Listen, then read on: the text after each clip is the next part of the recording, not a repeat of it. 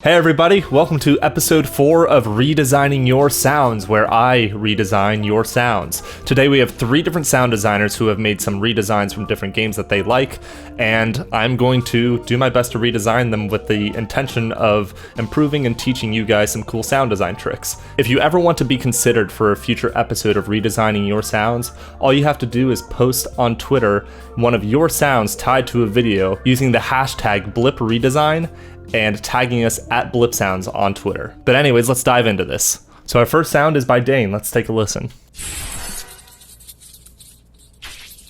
Okay, Dane, you have some really cool sound textures going on here. I particularly like this sort of like plastic glass sound. It's very like robotic and also futuristic at the same time, and I think you really did a good job with the general soundscape and having a unique sonic quality to the sounds, which is something that a lot of sound designers have trouble grasping, myself included. I think that the sound could just use a little bit better storytelling and maybe a little bit better of a mix throughout it. So I'm gonna try and tackle that. So the very first thing I'm gonna do is in regards to the mix. I feel like this sound here,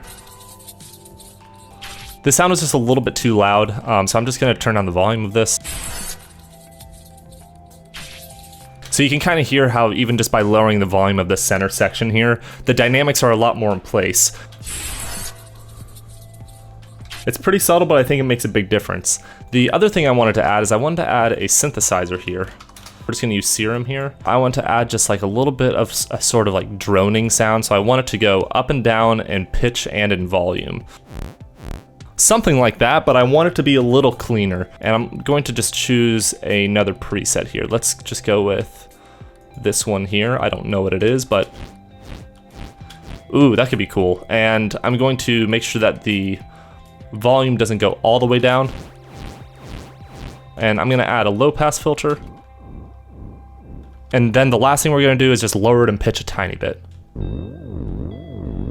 Let's see what happens when we just boost the resonance of it. Let's see how that sounds in the grand scheme of it. Cool, that worked pretty well actually. The last thing I was gonna add was maybe some sort of anticipatory sound for the ending here, just to kind of create a little bit more storytelling to it, like I mentioned. So I'm gonna use the same synthesizer here, but instead of putting on this pitch shifter up here, this LFO that goes back and forth, I'm going to add another envelope to it, and I'm going to make it go up and down. The idea behind this part of the sound is really just to add some sort of sound that rises in pitch to give the sense of build up towards the robot thing disappearing. So adding a little bit of a build up here, I think is gonna do us a lot of good. Let's just see how it sounds with it as it is. Yeah, so we're gonna add a fade in at the beginning. And we're gonna use another LFO on the volume here, just to add some sort of tremolo effect. Let's just add an automation on the cutoff one more time. Cool, that worked out pretty well. If I spent more time on this, I would probably make the sound a little bit more cyberpunk feel, or maybe a little bit more of a vaporwave feel to it. But I think that's something that builds up to that final disappearing of the robot would be really cool. But otherwise, Dane, I think that you had a really cool sound on your hands, and I would love to see you expand on it a little bit more with some mixing and some more storytelling elements. You can see that by adding a little bit of a noise floor and then also adding a little bit of a build-up goes a long way. But anyways, great job, Dane. Everybody who's watching this, go check out Dane on Twitter, show him some love, and on to the next sound. We have another submission from the Faza, who I believe submitted for the very first episode of Redesigning Your Sounds. Let's check it out.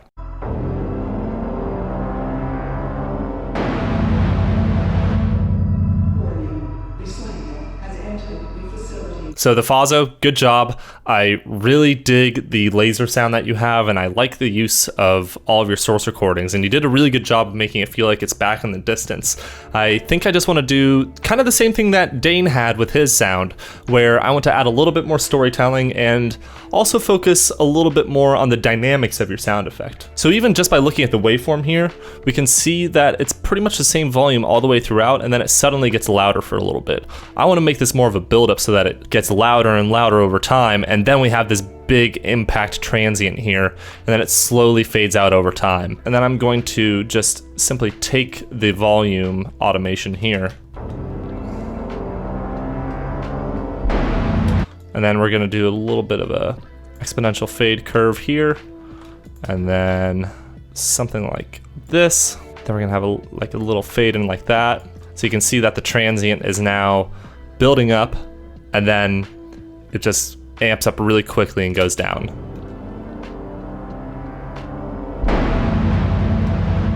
And I think that actually helped it quite a bit. Let's listen to the before.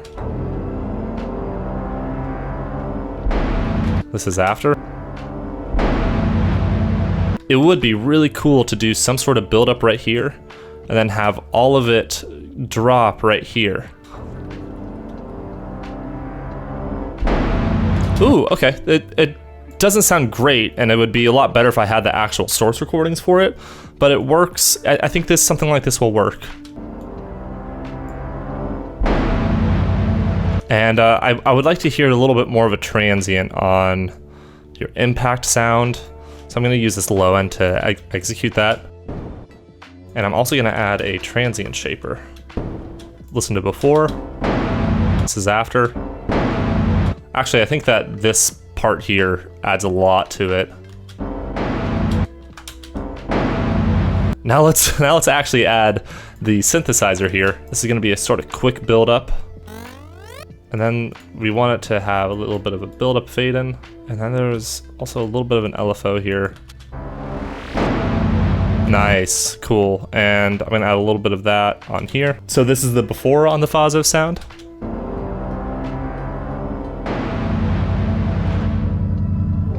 And this is after.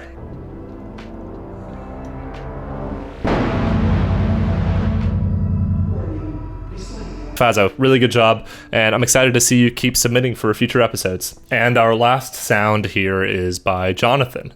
He did a little redesign of Solar Ash.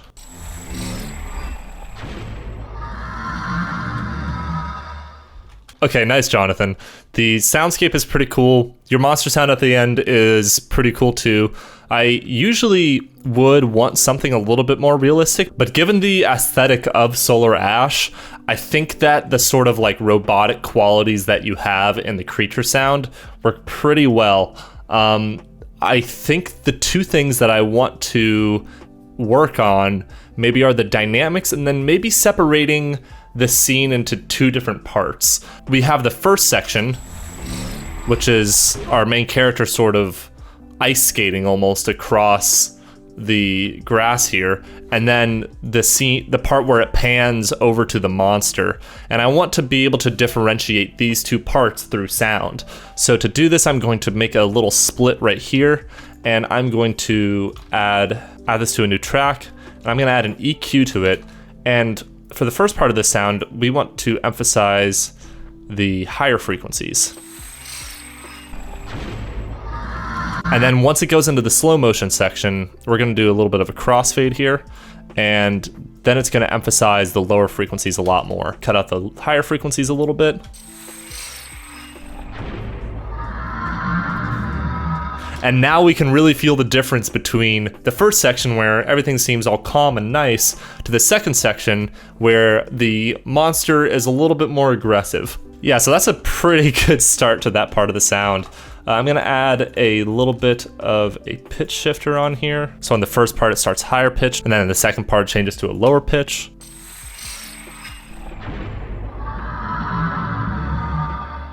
I really actually don't know what else I would add to this. You did a really good job, Jonathan. The only thing I would maybe do is maybe cut out the video after this point. So like,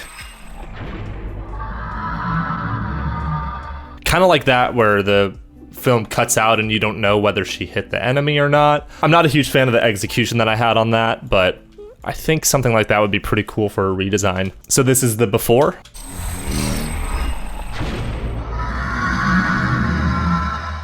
And then this is after.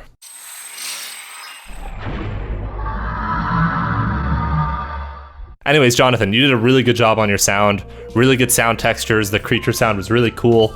And yeah, I hope to see you for future episodes. But anyways, that's gonna wrap it up for this video, everybody. If you enjoyed the video, leave a comment letting me know what you learned and what you liked about the video. And if you want to take part in a future redesigning your sounds, then you can post on Twitter with the Blip Redesign hashtag and tag us at Blipsounds. Just make sure that you post your sound with some sort of video because it really helps to have context for what the sound is for. Otherwise, it's kind of hard to gauge how good the sound is. But anyways, thanks so much for watching, everybody, and I'll catch you in the next episode. Thanks for watching.